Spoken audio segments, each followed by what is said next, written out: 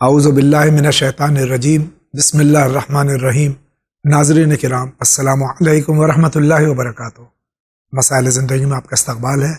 آج ہمارے اسٹوڈیو میں مہمان حجت الاسلام جناب مولانا روح ظفر صاحب قبلہ، امام جمعہ و جماعت، مرکزی جامع مسجد حضرت عباس اسٹریٹ ممبئی۔ ہم ان کا خیر مقدم کرتے ہیں اور بغیر کسی تاخیر کے اپنا پروگرام شروع کرتے ہیں۔ آغا السلام علیکم ورحمۃ اللہ۔ وعلیکم السلام ورحمۃ اللہ۔ انشاءاللہ مزاج بخیر آغا۔ شکر ہے اللہ کا، الحمدللہ۔ آغا اجازت ہو اگر تم بسم اللہ بسم اللہ۔ ماہ سفر کا آغاز ہے جی۔ اور یقیناً یہ ماہ سفر جو ہے یہ ماہ محرم کی طرح ہی بلکہ اس سے زیادہ ہی ہولناک گزرا ہے خاندان اہل بیت علیہ السلام۔ بالکل، اہل بیت اطہار علیہ السلام کے لیے بہت زیادہ رنج و مصیبت و غم کا یہ مہینہ ہے، جیسا کہ خود ہمارے چوتھے امام نے کہا، الشام الشام الشام۔ جی بے شک بے شک۔ یعنی اتنی اذیتیں ہوئیں، شہادت کی ساری اذیتیں ایک طرف، اسیری اور اس اسیری میں مختلف قسم کی جو اذیتیں ایام ماہ سفر میں اہل بیت کے قافلے کے ساتھ ہوئی، یقیناً اس کا کوئی جواب نہیں ہے کہ کس طریقے سے اس کو بیان کیا جائے، کس طریقے سے اس پر افسوس کیا جائے، سوائے اس کے کہ چاہنے والے غم کے طور پر یاد کر لیتے ہیں، لیکن جو مصیبت کا عالم تھا اہل بیت پہ اس کو تصور بھی نہیں کیا جا سکتا۔ اتنے سخت حالات سے اہل بیت اطہار علیہ السلام ان دنوں میں گزرے۔ بہت بہت شکریہ۔ اسی کے ساتھ میں پروگرام شروع کرتے ہیں اور دیکھتے ہیں سب سے پہلا سوال کہاں سے۔ السلام علیکم، میں اپنے لڑکے کا معلومات کر رہی ہوں شریعت کے لیے کہ 17 تاریخ اور شبراج کی 14 تاریخ تھی جو میں نے اپنے بچے کو دفن کروایا، تو جہاں قبر کھودی گئی وہ سب زمین تک گیلی نکلی، اور جب اس کو پاٹ کے اس کے اوپر مٹی ڈالی تو سر کی طرف سے تختہ گر گیا۔ حالانکہ مولانا کھڑے تھے، انہوں نے کچھ کرنے نہیں دیا، اسی میں ویسے ہی سب مٹی کرا کے اسے دفن کر دیا۔ اب اس کے بعد میں اس کی قبر ہم نے ذرا پکی کروا دی، اس لیے کہ پانی مرتا ہے ادھر۔ اب وہ زمین وہ جو پکی کرائی ہے وہ بھی بیٹھ گئی ہے۔ اب ہم یہ پوچھنا چاہتے ہیں کہ ہم کیا کریں، شریعت کا ہمیں بتا دیجئے، اور یہ ضرور ہمارا پروگرام میں ہمارا ضرور جس کا جواب دیں۔ جمعے کے دن میں بہت اس سے سنوں گی کہ کیا کرنا چاہیے، شریعت سے کیا ہے۔ ہم لوگ کا قبر نیچے تک گیلی نکلی، کیچڑ تھی۔ وجہ یہ تھی کہ پہلے قبر کسی کی کھد چکی تھی اور اس کے بعد میں زمین پھوکی تھی، اور پانی وہاں مرتا ہے تو زمین تک پانی گیلی اور ادھر ادھر تک گیلی تھی، اس وجہ سے زمین وہ قبر اس کی ڈھہ گئی ہے۔ تو اب یہ بتائیے کہ ہم کیا کریں۔ آپ کا بہت بہت بہت شکریہ ہوگا جو آپ جواب دے دیں ہمیں۔ پہلے تو ہم آپ کے غم میں برابر کے شریک ہیں۔ اللہ تعالیٰ آپ کو صبر جمیل عطا فرمائے اور مرحوم کو جوار معصومین میں جگہ عطا فرمائے۔ آغا، یہ قبر کا بیٹھ جانا اور گیلی قبر کے اندر مٹی یا کیچڑ ہونا، اس کے بعد دفن کر دینا، اب یہ قبر پھر بیٹھ گئی پکی بنانے کے باوجود، شریعت کیا حکم دیتی ہے؟ شریعت کا حکم یہ ہے کہ قبر کو کھودا نہیں جا سکتا، کھولا نہیں جا سکتا ہے۔ جی۔ اب اگر قبر دھس گئی ہے مٹی کے پانی کی وجہ سے جو بھی ہے، تو اس علاقے میں جس طریقے سے مرسوم ہو، وہاں پہ جو یعنی یوں کہیں کہ ایکسپرٹ جو ہیں ان سے پوچھیں کہ وہ اس کو کس طریقے سے بنایا جائے کہ دوبارہ وہ بیٹھے نہیں، دبے نہیں۔ اگر دھس گئی ہے، بیٹھ گئی ہے، تو اس میں دوبارہ مٹی خشک ڈلوا کے اور اس کو برابر کروا دے۔ شریعت میں کوئی مذائقہ نہیں ہے، کوئی حرج نہیں ہے، اور پھر سے اس کو برابر کروا دیجئے، کوئی اس میں۔ بہت بہت شکریہ۔ اگلا سوال لیتے ہیں۔ میں دہلی سے حسن ظہیر نقوی عرض کر رہا ہوں۔ مولانا صاحب اور بھائی جاوید صاحب کی خدمت عالی میں میرا سلام عرض ہے۔ میرا سوال یہ ہے کہ ماہ محرم الحرام اور ماہ سفر الماہ ظفر کے مہینوں میں حضرت زینب بنت علی علیہ السلام کا خوب ذکر ہوتا ہے، مگر افسوس کربلا سے شام تک کہیں بھی ذاکرین حضرت ام کلثوم بنت علی علیہ السلام کا کوئی شکر نہیں کرتے، جبکہ دونوں حضرت امام حسین علیہ السلام کی بہنیں تھیں اور ساتھ تھی۔ ہاں، حضرت ام کلثوم کا ذکر مولا علی کی شہادت کے موقع پر ہی سننے کو ملتا ہے، ایسا کیوں؟ وضاحت کریں۔ اور سلام حافظ حسن ظہیر نقوی۔ کہ حضرت زینب اولیاء مقام صلوات اللہ سلام اللہ علیہ کا ذکر زیادہ ہوتا ہے بنسبت جناب ام کلثوم علیہ الصلاۃ والسلام کے؟ ذکر کا زیادہ ہونا کم ہونا کسی کی شخصیت اور فضیلت میں کمی یا یعنی نقصان کا سبب نہیں بنتا۔ جو عظمت شہزادی زینب سلام اللہ علیہ کی ہے، وہ معنویت، وہ مقام جو جناب زینب کو حاصل ہے، وہ کسی بھی امام کی بیٹی کو حاصل نہیں ہے، کسی کو بھی حاصل نہیں ہے۔ اسی طریقے سے جو عظمت جناب عباس کو حاصل ہے، وہ اماموں کے بیٹوں میں، یعنی غیر معصوم امام، جو امام کے بیٹے ہیں، جو خود امام نہیں ہیں، اس کے علاوہ بیٹے ہیں، وہ کسی کو نہیں حاصل ہے۔ لہذا اگر ہم یہ کہیں کہ دوسرے ان کے بھائیوں کا ذکر کیوں نہیں ہوتا، یا دوسری جناب ام کلثوم کا ذکر کیوں نہیں ہوتا، خداوند عالم کی جانب سے ان کا عظمت و منزلت معصومین کی زبان میں اتنی بلند و برتر بیان کی گئی ہے کہ اس کی وجہ سے اتنا ذکر زیادہ ہوتا ہے۔ 14 معصومین کا تذکرہ ہوتا ہے، تو اب 14 معصومین سے ہٹ کے دوسرے جو ان کے بیٹے ہیں، جو ان کے اولاد ہے، ان کا تذکرہ اتنا نہیں ہوتا ہے جو معصومین کا ہوتا ہے۔ کیوں؟ اس لیے کہ یا مثال کے طور پر جناب نبی کریم صلی اللہ علیہ وآلہ وسلم، وہ بھی نبی ہے، وہ بھی رسول ہے۔ اب یہ کہا جائے کہ بقیہ انبیاء کا تذکرہ اتنا نہیں ہوتا جتنا نبی کا ہوتا، تو معلوم ہے کہ وہ سید الانبیاء ہیں۔ اسی طریقے سے جناب زینب سلام اللہ علیہ کا تذکرہ زیادہ ہوتا ہے، اس میں شک نہیں ہے، اس لیے کہ عظمت و مقام جو شہزادی کو حاصل ہے، وہ کسی بھی اولاد کو حاصل نہیں ہے۔ مولا کائنات کی بیٹیوں میں یا ائمہ کی دوسری بیٹیوں میں وہ عظمت مقام کسی کو حاصل نہیں ہے۔ البتہ جناب ام کلثوم کا تذکرہ بھی ہوتا ہے، برابر سے ہوتا ہے، اور جو اہل علم ہیں جب وہ مجلسیں پڑھتے ہیں تو جناب ام کلثوم کے خطبوں کا ذکر ہوتا ہے، مصائب میں ذکر ہوتا ہے، اور نہ یہ کہ صرف مولا کائنات کی شہادت کے وقت شام غریبہ میں ذکر ہوتا ہے، جگہ جگہ پر ذکر ہوتا ہے۔ ظاہر ہے کہ ایک تفصیل ہے، اگر جناب ام کلثوم کے جو ذکر کی اور یہاں پہ بیان کریں گے تو کافی وقت نکل جائے گا، لیکن ایسا نہیں ہے کہ نہیں ہوتا، ہوتا ہے، لیکن فضیلت و برتری جو جناب زینب کو حاصل ہے وہ کسی کو نہیں۔ بہت بہت شکریہ۔ اگلا سوال۔ السلام علیکم، ہم شیخ محمد حیدر لکھنؤ یو پی سے بول رہے ہیں۔ جاوید بھائی کو سلام۔ کوشچن یہ ہے کہ ہماری اسٹیپ مدر نے ہمارے والد کے ذریعے ایک وصیت کرا لی تھی 1/3 بھاگ کی، جبکہ یہ پراپرٹی جو ہے یہ ہمارے پردادا کی بنائی ہوئی ہے، والد کی نہیں۔ ہم باہر پولیس میں نوکری کرتے تھے، یہاں ہمارے والد کو لے جا کر کے اسٹیپ مدر نے 1/3 کی وصیت اپنے نام کرا لی۔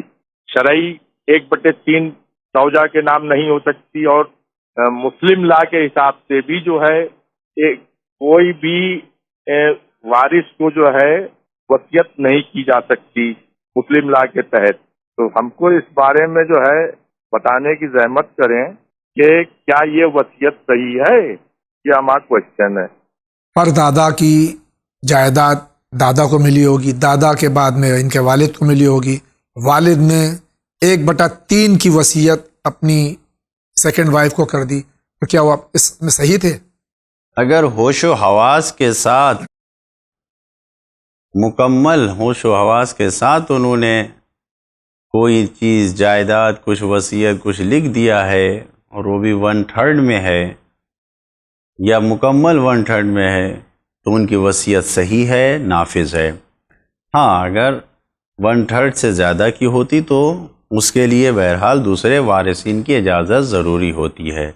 پراپرٹی کسی کی بھی بنائی ہوئی ہو، مالک باپ ہیں آپ کے، والد کی ملکیت ہے، وہ اپنی زندگی میں جس کو چاہیں دے سکتے ہیں، اس کے بارے میں 1/3 میں وصیت کر سکتے ہیں.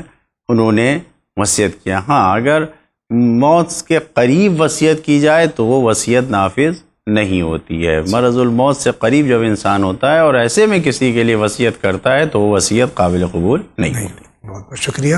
آگے بڑھتے ہیں. السلام علیکم جاوید بھائی. السلام علیکم مولانا صاحب. السلام علیکم.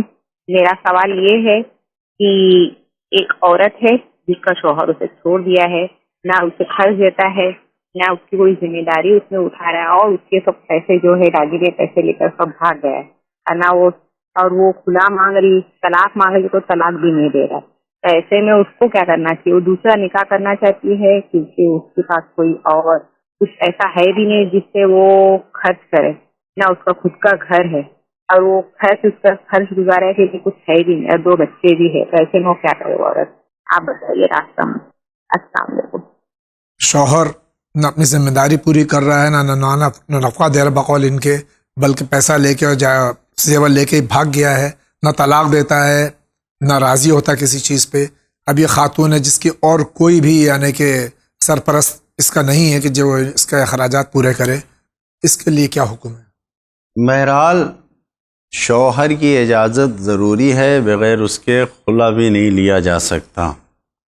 یعنی جب شوہر سے مانگیں گے خلا تو جو صیغہ جاری کیا جائے گا، جو خلا پڑھا جائے گا، اس میں بھی شوہر کی اجازت ضروری ہے کہ شوہر سے پوچھ کے ہی. رہا سوال یہ کہ کسی بھی اعتبار سے وہ خیال نہیں کرتا، وہ ساتھ میں نہیں ہے، انہوں نہیں ہے، تو اب ایسی صورت میں حاکم شرع کی طرف جا کے رجوع کریں. جو مراجع تقلید ہیں، ان کے نمائندے ہیں، ان کے وکیل موجود ہیں، ان کے پاس جا کے کہیں. اگر وہ سمجھیں گے، وہ حالات کو دیکھیں گے، تو وہ اس کا غائبانہ طلاق پڑھ سکتے ہیں اور جدائی ہو جائے گی. اور اگر ڈائریکٹ کسی کے پاس جائیں کہ خود سے طلاق لے لیں تو ایسی صورت میں طلاق صحیح نہیں ہو سکتی. بہت بہت شکریہ. آپ فرمائیے آپ کا کیا سوال ہے؟ میں شہر حیدرآباد سے اسد بات کر رہا ہوں. سلام ہو اسد کا سب پر. میرا سوال ہے آپ لوگوں سے کہ میں ابھی تھوڑی دیر پہلے آپ کا چینل لائیو دیکھ رہا تھا جس پہ سوال کرے کہ نماز کے اوپر. تو میرا سوال یہ ہے، نماز افضل یا ادائے حسین افضل؟ یہ بالکل بتائیے مجھے. افسوس کہ وہ حسین علیہ الصلاۃ والسلام جس نے دین اسلام مکمل طور سے بچا لیا، حقا کہ بنا لا الہ است حسین، پوری بنیاد لا الہ حسین ہے. نماز کو ان سے ملایا جا رہا ہے کہ جبکہ حالت سجدہ میں امام حسین علیہ الصلاۃ والسلام نے شہادت پیش فرمائی ہے. بہرحال 5ویں امام حضرت امام محمد باقر علیہ السلام کی ایک حدیث، ایک شعر ہے، اس کا مصرع یہ ہے کہ جو مولا سے منسوب ہے اور مولا کی جانب سے نقل کیا گیا ہے، ان المحب لمن احبہ مطیع. محبت کرنے والا جس سے محبت کرتا ہے اس کی مکمل اطاعت کرتا ہے، مطیع و فرما بردار ہوتا ہے. بے شک عزائے حسین یہ ہماری محبتوں کا ثبوت ہے. ہم جتنی بھی عزاداری کرتے ہیں، روتے ہیں، ماتم کرتے ہیں، جو بھی کرتے ہیں، یہ سب کے سب ہمارا مولا سے ایک عشق ہے، محبت ہے، یہ اس کا ثبوت ہے. بے شک. تو ہم اگر محبت کرتے ہیں تو ہمیں ہر وہ چیز محبت سے دیکھنا چاہیے. ہمارے لیے ہر وہ چیز عزیز ہونی چاہیے جو خود ہمارے آقا اور مولا حسین کو پسند ہے. بے شک. عاشور کے دن مولا نے خود فرمایا، انی احب الصلاۃ وانہا قرۃ عینی. مولا فرما رہے ہیں میں نماز سے عشق کرتا ہوں اس لیے کہ میری آنکھوں کی ٹھنڈک ہے. جو چیز آنکھوں کی ٹھنڈک خود مولا حسین کی ہو، کیا اس کو مولا حسین کے مقابلے میں لایا جا سکتا ہے؟ استغفر اللہ.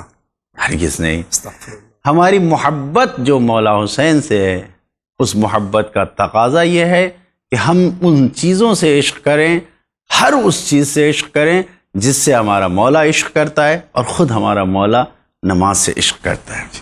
بہت بہت شکریہ آغا. اسی کے ساتھ میں دیکھتے ہیں یہ کیا فرما رہے ہیں. السلام علیکم، میں لکھنؤ سے بول رہی ہوں. آپ سے گزارش ہے کہ جو مجبور ہیں، جو بیمار ہیں، جو مجلس میں شرکت نہیں کر سکتے ہیں، تو ان کے لیے یہ اس کے اوپر آپ لوگ کوئی اچھی مجلس جو بھی وہ 10 دن دکھائے، اس کا ثواب خدا آپ لوگوں کو بھی دے گا، اور جو نہیں جا سکتے ہیں ان کو بھی خدا اس میں شریک کرے گا کہ مجلس حسین میں شریک ہو جائے۔ اب گزارش ہے آپ سے دست بستہ کہ اس پر آپ غور کریں۔ السلام علیکم۔ مسلسل چاند رات سے محرم الحرام کی اب تک اور انشاءاللہ اگلے اس پورے ایام سفر میں اور ماہ ربیع الاول میں مسلسل روزانہ مجالس کا سلسلہ چینل ون پہ جاری ہے، اور بہترین علماء و خطبہ جو ہمارے قوم کے ہیں گزشتگان میں بھی اور جو حاضر ہیں، اللہ تعالیٰ سب کو سلامت رکھے، اور جو دنیا سے تشریف لے گئے اللہ تعالیٰ ان کو اعلیٰ علیین میں جگہ عطا فرمائے، جوار معصومین میں۔ ان کی مجالس مسلسل دکھائی جا رہی ہیں، پھر بھی آپ کی اس خواہش کو انشاءاللہ ایڈمنسٹریشن تک ضرور پہنچایا جائے گا اور اس پر عمل کرنے کی ہم پوری کوشش کریں گے۔ آپ کا بہت بہت شکریہ۔ آگے بڑھتے ہیں۔ السلام علیکم مولانا صاحب، میں امریکہ سے بول رہی ہوں۔ میرا سوال یہ ہے کہ ہم جو قرآن شریف پڑھ کر ہدیہ کرتے ہیں، تو رمضان میں جو میں قرآن ختم کرتی ہوں، ایک میں مشاہدین کو ہدیہ کرتی ہوں، اور دوسرا میں رسول خدا صلی اللہ علیہ وسلم کی خدمت میں ہدیہ کرتی ہوں۔ اس کے علاوہ جو قرآن ختم ہوتے ہیں تو وہ میں اپنے مرحومین کو، جس نمبر پہ میری والدہ والد آتے ہیں اور باقی مرحومین آتے ہیں، تو کیا ایک قرآن میں ہم اپنے والد والدہ کے علاوہ مزید مرحومین کو بھی ہدیہ کر سکتے ہیں؟ اور ہدیہ کرنے کا طریقہ مجھے نہیں معلوم ہے کہ کس طریقے سے ہمیں تعلیم رسول خدا کو ہدیہ کیا جائے، اس کا کیا الگ طریقہ ہے؟ مرحومین کو جو ہدیہ کرتے ہیں اس کا طریقہ کیا الگ ہے؟ پلیز اس کا مجھے پلیز سوال بتا کیجیے۔ دوسرا سوال میرا یہ کہ ہم جو نماز پڑھتے ہیں تو کیا ہم اس فرض نماز میں کیا ہم چھوٹی صورتیں پڑھ سکتے ہیں، جیسے کہ ناتنا ہے، سورہ نصر ہے، سورہ اذا جاء ہے، سورہ قل یا ایھا الکافرون ہے؟ کیا ہم اس کو پہلی رکعت میں پڑھ سکتے ہیں، دوسری میں تو پڑھتے ہیں سورہ توحید؟ پلیز ان دونوں سوالوں کا مجھے جواب عطا کیجیے۔ بہت بہت شکریہ۔ اللہ پھر جنت کو ہمیشہ ہمیشہ قائم گزار، آپ سب کو بھی صحت اور زندگی تندرستی کے ساتھ گزار ہمیشہ اس چینل کے اوپر آپ کام کرتے رہیں۔ بہت شکریہ۔ یقیناً ہدیہ جو کرتے ہیں، جیسے کہ بیان فرمانی سرکار ختم مرتبہ صلی اللہ علیہ وسلم کو اور اہل بیت علیہ الصلوۃ والسلام کو، اور پھر قرآن ختم کرتے ہیں تو مرحومین کو، تو ایک قرآن ہم سب کے لیے ہم بخش سکتے ہیں؟ بالکل ہدیہ کر سکتے ہیں۔ ہم اپنے مزاج سے اللہ کی عطا کو نہ دیکھیں۔ جی بے شک۔ ماں کا عطا ربک محظورا، خدا کی عطا میں کوئی کمی نہیں ہے، کوئی رکاوٹ نہیں ہے۔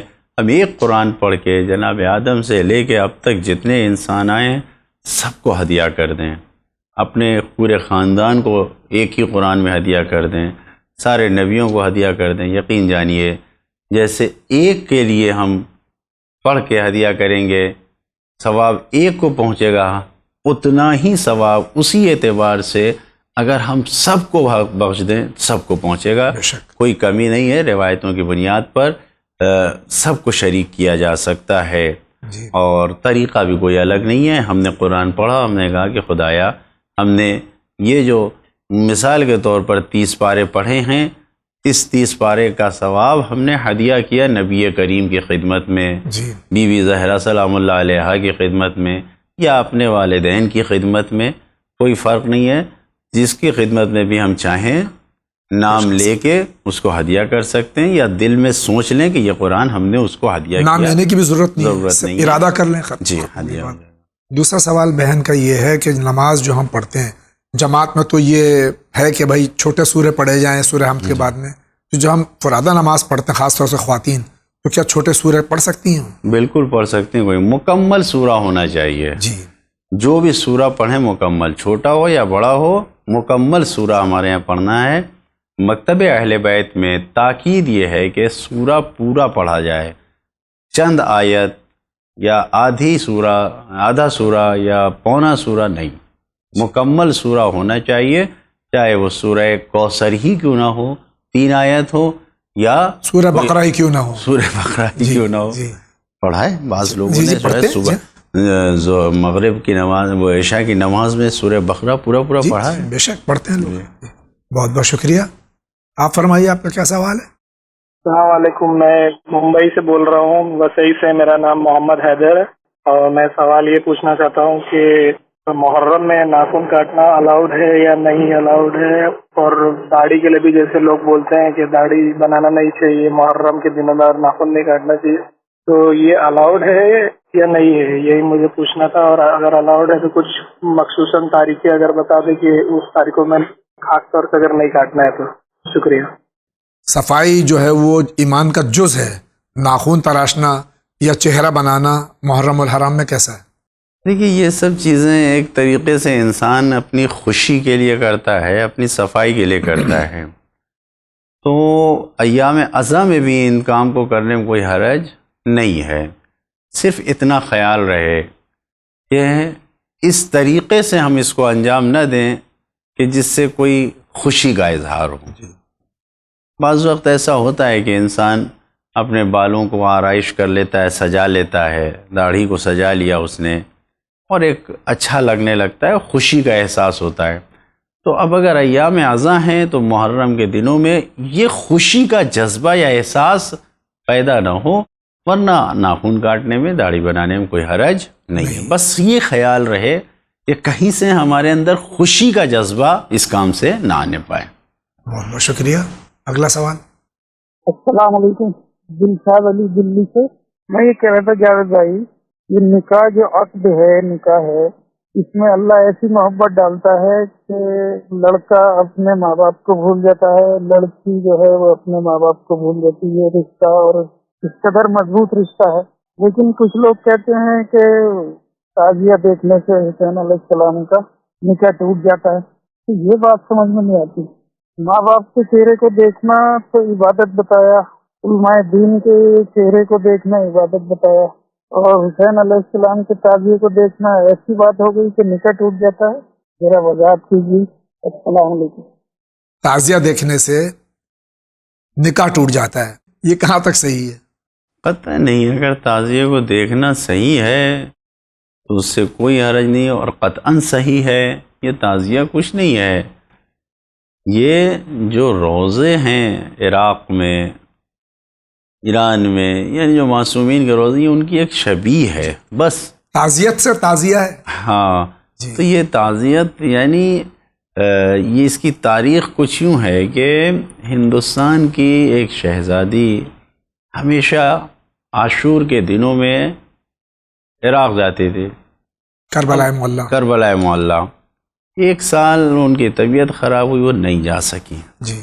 نہیں جا سکی تو انہوں نے عاشور کے دن جب اتنا زیادہ رنجیدہ اور غم میں مبتلا تھیں، افسوس تھا جانے کا کہ نہیں جا پائے، تو ان کے کسی وزیر نے اس کربلا کی ایک شبیہ بنائی اس روزے کی، اور اس کے بعد لے کے آئے شہزادی خدمت میں.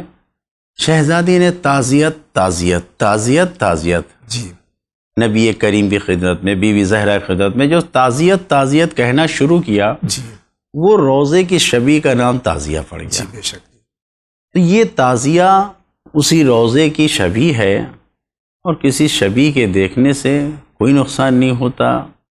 مکہ معظمہ میں خانہ کعبہ کے دروازے کی شبیہ جو ہے آج وہ وہیں سے بکتی ہیں اور لوگ لے کے آتے ہیں، وہ بھی تعزیہ ہی ہے. خانہ کعبہ وہاں پر مکے میں، مدینے میں وہاں کے روزے اور ان چیزوں کو مسمار کر رہے ہیں کہ تاریخ یاد نہ رہے. جدے میں ہم گئے اپنے ایک عزیز سے ملنے کے لیے، تو وہاں پر جس جگہ پر انہوں نے کہا آپ وہاں کھڑے رہیے ہم آتے ہیں، تو وہاں پہ دیکھا ہم نے یہ ہے کیا چیز. تو معلوم ہوا کہ یہ شاہ فہد صاحب یہاں رہتے تھے، اور یہ ان کا بنگلہ ہے، اور اس کو آثار قدیمہ والوں نے محفوظ کر دیا ہے. میں نے اسی وقت کہا کہ افسوس ہے اہل بیت کی یادگاروں کو تو مٹایا جا رہا ہے، اور آج کے بادشاہوں کو بڑے اطمینان سے سجا دھجا کے اس کو لوگوں کو دیکھنے کے لیے محفوظ کر دیا گیا ہے. اللہ اکبر. یعنی جس چیز کا عقیدہ یہ خود رکھتے ہیں، عمل میں وہ خود اس پر عمل پیرا نہیں ہے. बहुत बहुत शुक्रिया. अगला सवाल.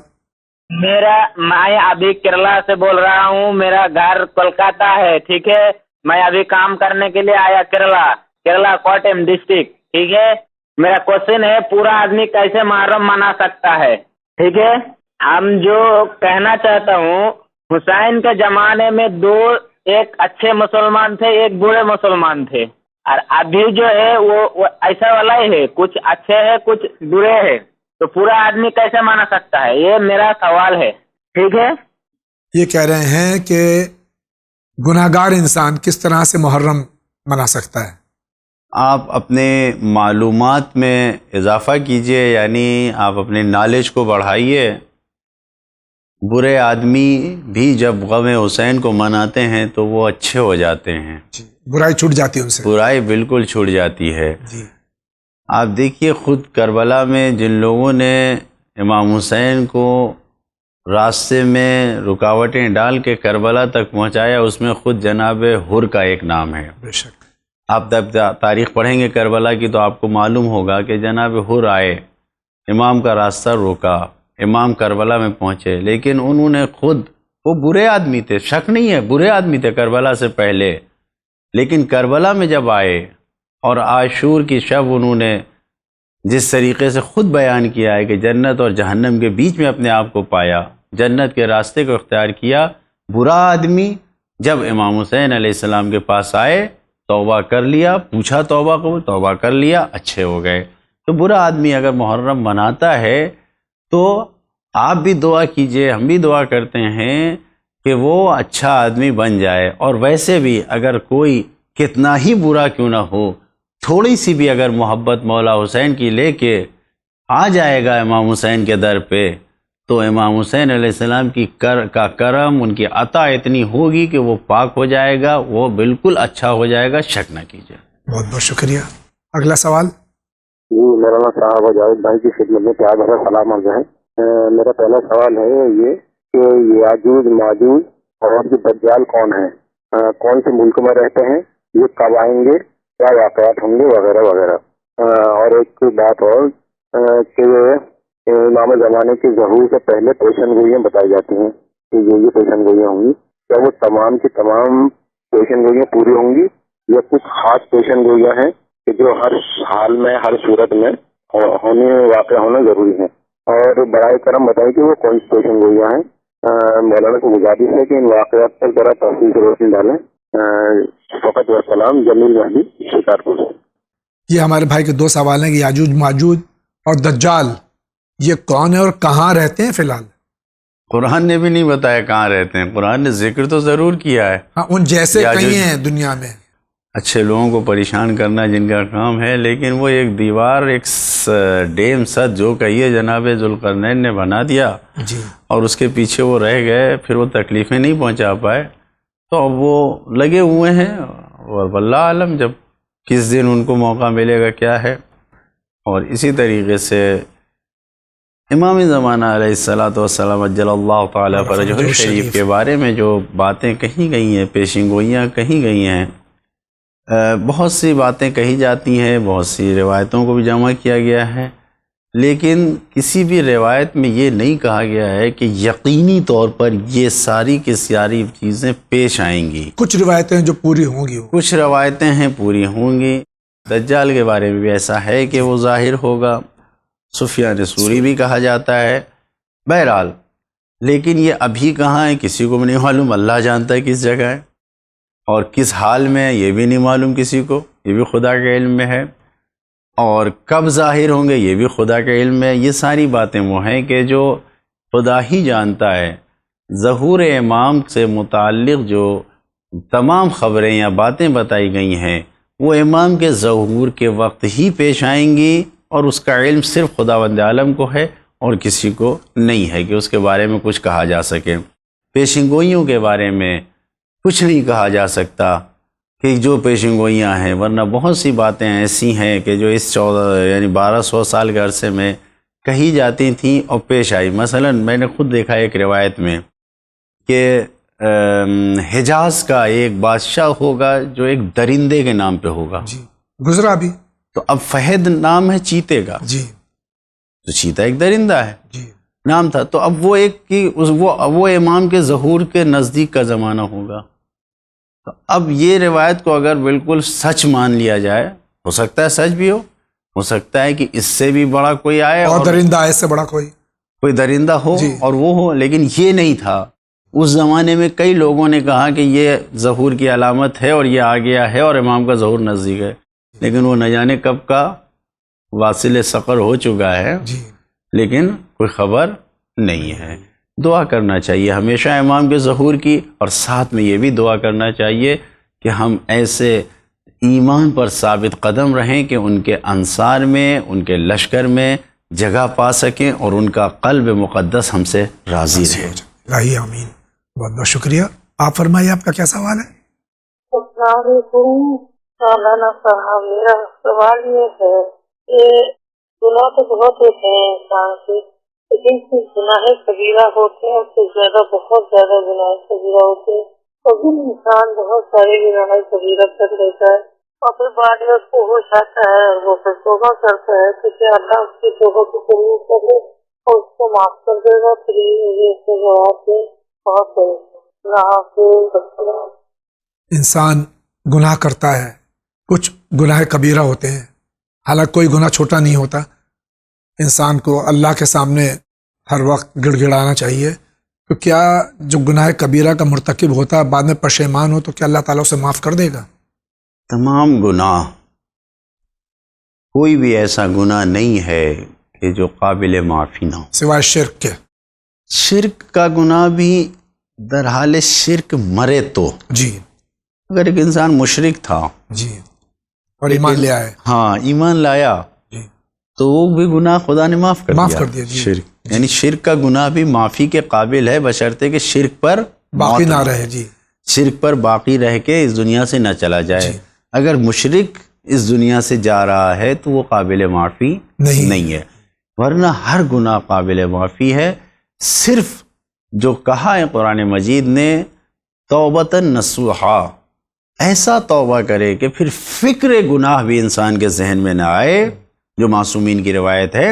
اگر انسان ایسا توبہ کر رہا ہے کہ دوبارہ اس گناہ کی فکر بھی نہیں آ رہی ہے، گناہ کرنا تو دور کی بات ہے، تو کوئی بھی گناہ انسان نے کیا ہو خدا کی بارگاہ میں آئے، توبہ کرے، معافی ملنی ہے، یقیناً ملنی ہے. اس حالت میں کہ اگر خدا کی بارگاہ میں انسان آ رہا ہے اور معافی مانگ رہا ہے اور اس کے باوجود اگر وہ مایوس رہے کہ معافی نہیں ملے تو یہ کفر ہے. بے شک یہ منع کیا گیا ہے. کتنی آیتیں ہیں، میں آیتوں میں نہیں پڑھ سکتا، جس میں کہا گیا ہے کہ اللہ کی رحمت سے مایوس نہیں ہونا چاہیے. جن لوگوں نے کہا ہے کہ اسرفوا علی انفسہم، اپنے نفس پہ زیادتی کی ہے، اپنے آپ پر گناہ کیا ہے، تو ان سے کہو مایوس نہ ہو. تو اب یہ ساری آیتیں قرآن مجید کی ہم کو امید دے رہی ہیں. وَلَسَوْفَ يُعْطِيكَ رَبُّكَ فَتَرْضَىٰ، نبی کریم کی امت میں جتنے بھی ہیں، اگر وہ اپنے نام اعمال کو صحیح رکھیں، حق الناس کو بخشوا لیں، تو کچھ اگر حق اللہ میں کمی بھی رہ گئی تو نبی شفاعت کرے گا. بے شک امام نے فرمایا، ہمارے پانچویں امام نے، سب سے زیادہ قرآن مجید کی امید دینے والی یہ آیت ہے، وَلَسَوْفَ يُعْطِيكَ رَبُّكَ فَتَرْضَىٰ، اتنا خدا آپ کو دے گا کہ آپ راضی ہو جائیے. اور نبی اس وقت راضی ہوں گے جب اپنی امت کے تمام امتیوں کو بخشوا لے جائیں گے، شفاعت کر لیں گے. لہٰذا انسان کو مایوس نہیں ہونا چاہیے، اور ہر گناہ کے بعد جو بھی گناہ اب تک ہو چکا ہے یہ توبہ کرے، عزم کرے کہ اب ہمیں نہیں پلٹنا ہے اس کی طرف، اور معافی مانگ لے، خدا بخش دے. بہت شکریہ. آپ فرمائیے آپ کا کیا سوال ہے؟ میں کشمیر سے بول رہا ہوں. میرا ایک سوال ہے، اگر محرم کے جلوس کے پیچھے پیچھے عورتیں نکل جائیں گے نواں کرتے کرتے، کیا وہ جائز ہے؟ ہمارے بھائی کشمیر سے سوال کر رہے ہیں کہ ایام اعظم میں جو جلوس ہے عزا برآمد ہوتے ہیں، اگر آگے مرد ہیں، پیچھے مکمل حجاب میں اگر خواتین ہیں اور وہ چل رہی ہیں ساتھ میں، تو کیا صحیح ہے؟ انہوں نے یہ کہا نوحہ خوانی کرتی ہے وہ چل رہی ہیں. اگر یہ اجتماعی صورت میں نوحہ پڑھتی ہوئی جا رہی ہیں کہ نامحرموں کی توجہ کا مرکز نہیں بن رہی ہیں، جی کیونکہ اگر ایک دو چار ہوں گی تو مرکز بنیں گے. اگر ایک بڑی تعداد ہے اور وہ اجتماعی طور پر ایک کچھ پڑھتے ہوئے جا رہی ہیں تو وہ مجتہدین نے اجازت دی ہے کہ اس میں کوئی حرج نہیں. لیکن یہ بھی اگر بڑی تعداد بھی ہے اور اس کا مذاق بنایا جا رہا ہے یا فتنے کا باعث ہو, کوئی فتنہ اس سے کر سکتا ہو, اس کا جسے کہتے ہیں آج کے زمانے میں مس یوز اگر کوئی کرے تو یہ صحیح نہیں ہے. ورنہ بذات اگر سب مل کے کوئی ایک نوحہ پڑھتے ہوئے جا رہے ہیں تو اس میں کوئی حرج نہیں ہے. تنہا جلوس کے پیچھے یا ایسے خواتین کا مرثیہ نوحہ پڑھتے ہوئے جانا کہ نامحرموں کی توجہ جذب ہو جائے, دیکھنے لگیں وہ اور توجہ کا مرکز بنے, ایسی صورت میں جائز نہیں ہے. بہت بہت شکریہ, آگے بڑھتے ہیں. السلام علیکم مولانا صاحب, آپ کی خدمت میں بہت بہت سلام عرض ہے. میرا سوال یہ ہے کہ نماز پڑھتے ہوئے میں بہت زیادہ بھول جاتی ہوں. جیسے کہ مغرب کی نماز پڑھ رہی ہوں اور دوسری رکعت پر آ گئی, تیسری رکعت پہ آ گئی, اب یاد رہا ذہن میں یہ ہے کہ نہیں یہ دوسری رکعت ہے یا تیسری ہے, تو اس کے لیے مجھے کیا کرنا چاہیے؟ نیت توڑ کے دوبارہ سے نیت کر کے نماز شروع کرنا چاہیے؟ کیونکہ اس کے متعلق ابھی تک کسی کتاب میں مجھے یہ نہیں پتہ لگانا لکھا ہے کہ کیا کرنا چاہیے.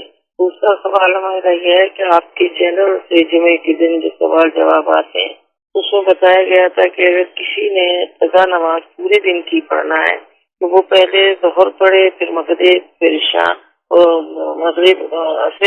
مغرب عشاء اس کے بعد فجر. لیکن میں تو ہمیشہ سے, مجھے معلوم نہیں تھا, میں تو ہمیشہ سے فجر کی پہلے پڑھ کے پھر پوری نماز پڑھتی ہوں قضائیں. کیونکہ ابھی تک کسی کتاب میں مجھے اس کا حوالہ نہیں ملا, نہ کہیں لکھا ہے.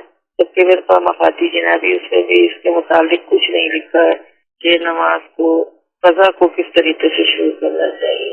تیسرا سوال میرا یہ ہے کہ شوہر کی جائیداد میں سے بیوہ کا کتنا حصہ ہوتا ہے, یہ مجھے بتا دیجیے پلیز. یہ نماز کی حالت میں اکثر 3 رکعتی یا 4 رکعتی نماز میں اکثر تو نہیں, بہت کم لوگ ہیں لیکن بھول جاتے ہیں کہ ہماری کون سی رکعت نماز ہے. یقیناً اس کا ذکر کتابوں میں موجود ہے, شاید بہن کی نظر سے کتاب نہیں گزری ہے, تو اس کے لیے یعنی کیا؟ دیکھیں شکیات نماز کا جو پورا ایک مفصل باب ہے, 23 قسم کی شکیات نماز ہیں, اس کو دیکھیے توضیح المسائل میں ہے, موجود ہے. اور جو باطل ہونے کی قسم ہے اس سے ہٹ کے باقی کی جو تو شک کی صورتیں ہیں ان کو انسان ذہن میں چاہے نہ رکھے لیکن باطل والی دیکھ لے, بس اس سے بچے. اور یہ جان لیجئے کہ 2 رکعتی نماز میں ہمیشہ شک جب بھی ہو تو نماز باطل ہو جاتی ہے. پھر سے پڑھنا پھر اسے. جی ویسے شکیات نماز کے مسائل دیکھ لیجئے, اس میں معلوم ہے, توضیح المسائل میں موجود ہے. 23 قسم ہیں. اور دوسرے یہ کہ باقاعدہ نقشے کی صورت میں بھی موجود ہے. آپ نیٹ پہ موبائل پہ بھی دیکھیے, شکیات نماز ڈالیے تو تصویر پوری آ جاتی ہے, موجود ہے. لہٰذا کوئی پریشانی کی بات آج کے دور میں نہیں ہے. یہ یہاں سے یہ کہا گیا تھا کہ بہتر ہے کہ جب قضا نماز خدا نہ خواستہ کسی کی قضا ہوئی ہو تو بہتر ہے کہ ظہر سے شروع کرے, لیکن یہ صبح کی نماز سے شروع کرتی نماز فجر سے, کوئی حرج ہے کیا اس میں؟ بیان کرتے ہیں علماء, اس میں یہی کہتے ہیں کہ انسان ظہر کی نماز پہلے پڑھے, پھر عصر کی, پھر مغرب, پھر عشاء, پھر صبح کی. اگر کسی کی خدا نہ خواستہ قضا ہو جاتی ہے, اگر آپ نے صبح کی پڑھ لی, ظہر کی پڑھی, عصر کی پڑھی, مغرب کی پڑھی, عشاء کی پڑھی, کوئی حرج نہیں. تیسرا سوال یہ ہے کہ شوہر کی جائیداد میں بیوی کا کتنا حق ہے؟ بیوی کا تقریباً 1/8 8واں حصہ ہے, لیکن اس کو دیکھنا ہوگا. یہاں پہ نہیں بیان کیا جا سکتا کتنا حق ہے, کیونکہ اگر اولاد نہیں ہے تو کچھ ہے, اولاد ہیں تو کچھ ہے, کئی بیویاں ہیں تو کچھ ہے. ہاں جی, کئی الگ الگ بیویاں ہیں تو اور حصہ ہے. اور بہرحال یہ ایک ایسا مسئلہ ہے کہ آپ اپنے شہر میں عالم دین جو ہیں ان سے پوچھئے, یا پھر تفصیل کے ساتھ یہ بتائیے کہ جو شوہر ہیں ان کی کئی بیویاں ہیں, کتنے بچے ہیں, پھر اس کے بعد اس کا جواب دیا جا سکتا ہے, کیونکہ پورا دینے کے لیے تو ایک پورا پروگرام چاہیے. بہت بہت شکریہ, آگے بڑھتے ہیں. بنگلور سے میں بات کر رہی ہوں. کیا ابراہیم علیہ السلام, موسیٰ علیہ السلام اور عیسیٰ علیہ السلام سے پہلے پیدا ہوئے تھے؟ کیوں, کب پیدا ہوئے تھے ابراہیم علیہ السلام؟ کیونکہ آل عمران میں ان کا ذکر ہے, تم کیوں نہیں سمجھتے کہ ابراہیم علیہ السلام کے زمانے میں تورات اور انجیل نازل نہیں کی گئی تھی. اس سے سمجھ میں آتا ہے کہ ابراہیم علیہ السلام پہلے پیدا ہوئے تھے، بعد میں موسیٰ اور عیسیٰ علیہ السلام. ذرا تفصیل سے بتائیں. میں بلقیس بانو بنگلور سے بات کر رہی ہوں. خدا حافظ. کہ حضرت ابراہیم علیہ السلام حضرت موسیٰ سے پہلے ہیں، حضرت عیسیٰ حضرت موسیٰ کے بعد میں ہیں، کیا جواب ہے اس کا؟ اگر ان کے زمانے کی بات ہے، پیدائش کی بات ہے، تو بہرحال معلوم ہے کہ جناب ابراہیم پہلے تھے، اس کے بعد جناب موسیٰ تھے، پھر جناب عیسیٰ تھے. آخری نبی سے پہلے جو نبی آئے ہیں وہ جناب عیسیٰ ہیں علیہ السلام. جی جی. اور تقریباً اس کے بعد ایک 600 سال کا عرصہ گزرا ہے کہ جس کو دور فترت کہا جاتا ہے، کہ اس درمیان کوئی نبی نہیں آیا، پھر ہمارے آخری نبی آئے. باقی سارے نبی جناب موسیٰ اور عیسیٰ سے پہلے آئے ہیں جی. اور جناب ابراہیم بھی ان سے پہلے آئے ہیں. اور قرآن کی آیتوں سے واضح ہے، اس میں کوئی یہ ایسا مسئلہ نہیں ہے کہ جس میں فکر اور مشکل کی بات ہو. بہت بہت شکریہ. آپ کا کیا سوال ہے؟ السلام علیکم. میں شکارپور سے جمیل مہدی بات کر رہا ہوں. مولانا صاحب سے یہ دریافت کرنا چاہتا ہوں کہ کتاب اسلام اور جنسیات جس کے مصنف ہیں جناب ڈاکٹر محمد تقی علی عبدی صاحب، اس کتاب کے مکروہات گناہ کے بعد میں رسول اکرم نے حضرت علی کو وصیت کرتے ہوئے فرمایا ہے، یا علی میرا دار درخت کے نیچے گناہ نہ کرنا، اگر بچہ پیدا ہوگا یا قاتل جلاد ہوگا یا ظالموں کو سردار. آگے کیا فرمایا، یا علی جان و اقامت کے مابین جمع نہ کرنا، اگر بچہ پیدا ہوگا تو خوریزی کی طرف راغب ہوگا. اور آگے ارشاد فرمایا ہے، یا علی شعبان کی 15ویں کو جمع نہ کرنا، ورنہ بچہ پیدا ہوگا تو لٹیرا اور ظلم دوست ہوگا اور اس کے ہاتھوں سے بہت سے لوگ مارے جائیں گے. اور آگے ارشاد فرماتے ہیں کہ ایسے مکان میں جمع نہ کریں جس میں کوئی ان کو دیکھے یا ان کی باتیں یا سانسوں کی آوازوں کو سنے. اگر اس جمع سے اولاد پیدا ہوگی تو ناجی نہ ہوگی بلکہ وہ زناکار ہوگی. یہاں سوال کر کے مولانا صاحب سے اس کی رہنمائی چاہوں گا کہ وقت جنا والدین نے غلطی کی یا نادانی یا بھول سے غلط وقت میں جمع کیا، جس کے نتیجے میں بچہ گناہگار، گناہکار، ظالم، قاتل ہوتا ہے. یعنی اولاد نے ظلم کر کے، زنا کر کے، قتل کر کے گناہ کیے. اب ان گناہوں کی سزا والدین کو ملنی چاہیے یا اولاد کو؟ اصل میں غلطی کہیں یا بھول تو والدین سے ہوئی ہے تو سزا بھی ان کو ملنی چاہیے. اور اگر اولاد کو سزا ملے گی تو کیوں؟ جواب سے رہنمائی فرما کر علم میں اضافہ کریں. فقط وسلام. جمیل مہدی محیط شکارپور سے. ہمارے بھائی سوال کر رہے ہیں اور ان کا سوال جو طویل ہے، جو یقیناً یہاں تفصیل کا وقت نہیں ہوتا ہمارے پاس، جو یہ مولانا متقیان علیہ السلام کی طرف منسوب ہے یہ روایت، اس سلسلے میں کیا فرماتے ہیں؟ دیکھیے، جو بھی مولا کائنات سے نبی کریم نے فرمایا ہے اس عمل کے وقت اس کی رعایت کرنا انسان کے لیے ضروری ہے. خداوند عالم کے ذریعے نبی کریم کو جو تعلیمات دی گئی ہیں وہ تعلیمات عام کرنے کا ایک ذریعہ یہ تھا کہ مولا کائنات سے بیان کیا ہے، اور یہ بات ہم تک پہنچی ہے. جب انسان ان طریقے سے ان چیزوں سے کی طرف جائے گا تو اس کا اثر مرتب ہوگا، اور اگر ان کام کو نہیں کرے گا تو ایسا نہیں ہے کہ یہ چیزیں ہوں گی.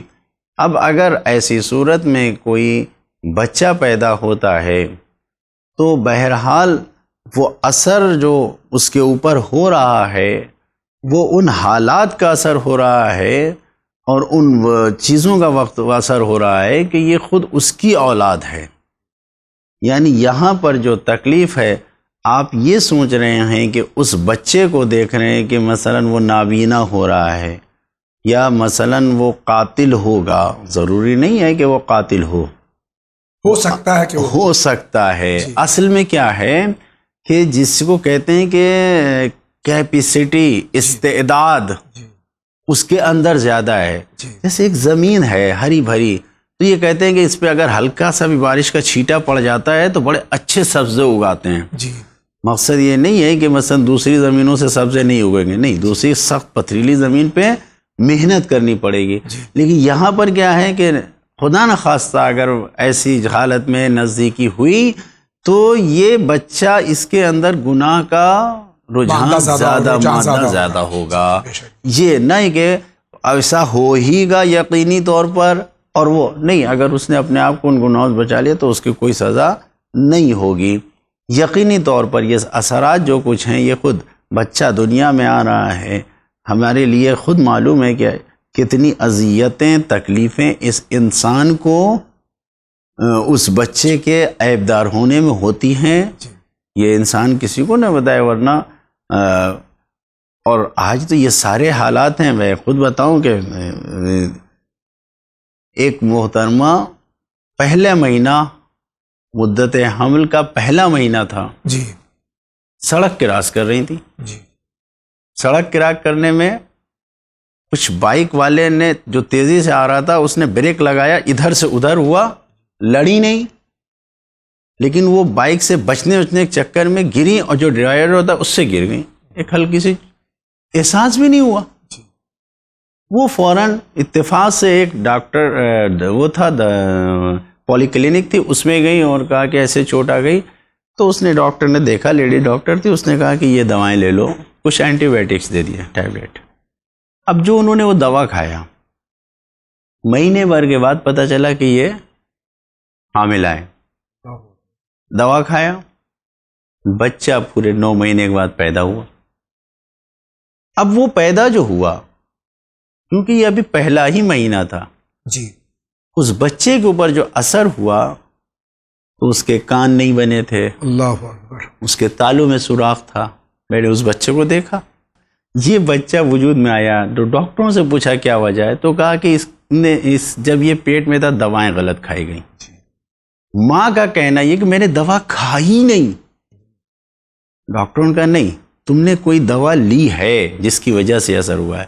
آخر میں سوچتے سوچتے ماں نے بتایا کہ ہاں، 9 مہینے کا جو پورا زمانہ سوچا تو بتایا کہ ہاں فلاں تاریخ میں میں گری تھی اور یہ شروعات تھی، تو اس وقت میں نے یہ ٹیبلٹ کھائی۔ ڈاکٹر نے کہا یہ اس دوا کا اثر ہو گیا اس بچے پہ، کہ وہ دوا جو تمہیں اس درد سے نجات دلانے کی تو اس کے اوپر یہ اثر ہوا۔ اب اس میں تو کوئی بھی غلطی نہیں ہے، کسی بھی نہیں ہے۔ اب ایک انسان کی یہ ناکردہ سزا ہے جسے کہا وہ دواؤں کا اثر ہو گیا، تو اب انسان کیا کہے گا اس کے لیے؟ رنج و غم میں والدین مبتلا ہو گئے اس بچے کے، 4 مہینے سے زیادہ وہ بچہ زندہ نہیں رہا، لیکن جو تکلیف مصیبت ہوئی، اب اس کے لیے کیا کہے گا؟ نہ ماں کی کوئی غلطی ہے، نہ باپ کی کوئی غلطی ہے، بچہ ناقص پیدا ہوا۔ آثار ایسے ہیں، ضروری نہیں ہے کہ انسان کے اوپر اس کے آثار کے گناہ مرتب کیے جائیں، نہیں، ایسا نہیں ہے۔ گناہ بعض وقت انسان کے درجات کی بلندی کے لیے کچھ سزائیں سامنے آتی ہیں تاکہ آخرت میں وہ بچ سکے، اس لیے سامنے آ جاتی ہیں۔ نہ یہ کہ یہ کہا جائے کہ گناہ ماں باپ نے کیا ہے اور اس کی سزا بچے بھگت رہے، ایسا کچھ بھی نہیں ہے، شریعت نے بالکل ایسا نہیں کہا ہے۔ لہذا مکتب اہل بیت میں جو غلط طریقے سے یعنی زنا کے ذریعے جو بچے پیدا ہوتے ہیں ان کا کوئی گناہ نہیں ہے، مکتب اہل بیت میں کوئی گناہ نہیں ہے، مگر یہ کہ وہ خود کوئی غلط کام کر بیٹھیں تو اس کا گناہ ملے گا، ان کا کوئی گناہ نہیں ہے۔ دوسرے مکتب جو اسلام کے ہیں وہ باقاعدہ انہیں گناہ گار جانتے ہیں اس بچے کو، لیکن مکتب اہل بیت میں فقہ جعفری میں وہ گناہ گار خود نہیں ہیں، گناہ باپ ہیں۔ جی ناظرین کرام، اسی کے ساتھ جا رہے ہیں بہت ہی مختصر سے بریک پہ، ابھی حاضر ہوتے ہیں، آپ کہیں نہیں جائیے۔